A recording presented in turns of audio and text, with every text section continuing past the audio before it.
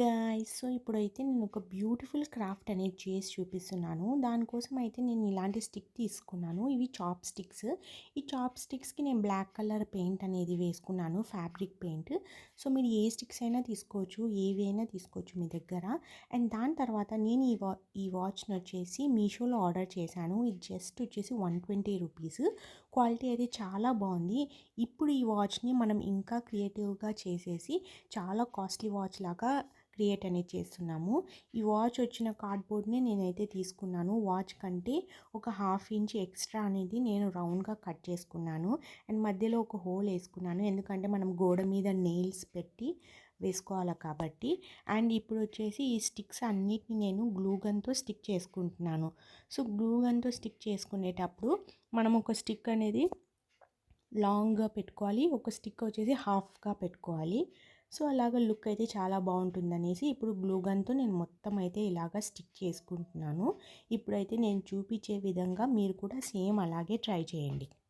అయితే ఇక్కడ చూపించాను కదా, సో ఫస్ట్ అయితే ఇలాగ ప్లేస్ చేసుకోవాలి లాంగ్ స్టిక్స్ అనేవి.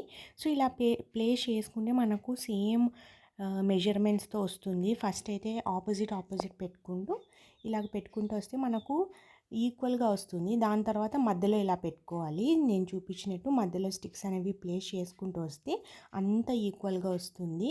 సో గ్లూ గన్ యూజ్ చేయడం వల్ల ఇన్స్టెంట్గా స్టిక్ అయిపోతుంది అండ్ వర్క్ కూడా మనది ఫాస్ట్ అయిపోతుంది. ఇప్పుడు చూసారు కదా, మనం పెద్ద స్టిక్స్ చిన్న స్టిక్స్ అన్నీ ప్లేస్ చేసుకున్నాక పైన అయితే నేను ఇంకో కార్డ్బోర్డ్ అనేది పెట్టుకుంటున్నాను.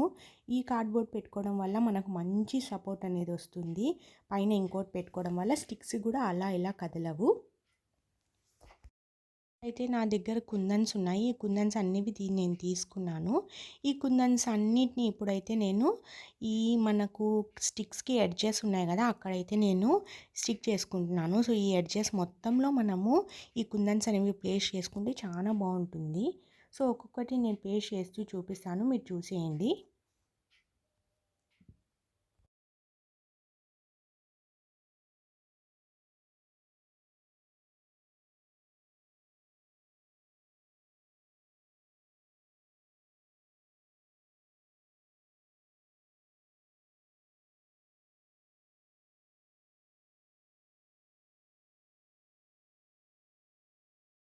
ఇప్పుడైతే నేను టోటల్గా స్టిక్ చేసుకున్నాక లుక్ చూసారా ఎంత ప్రిటీగా ఉందో. సో చాలా కాస్ట్ పెట్టి మనం చేసుకున్నట్టు ఉంటుంది.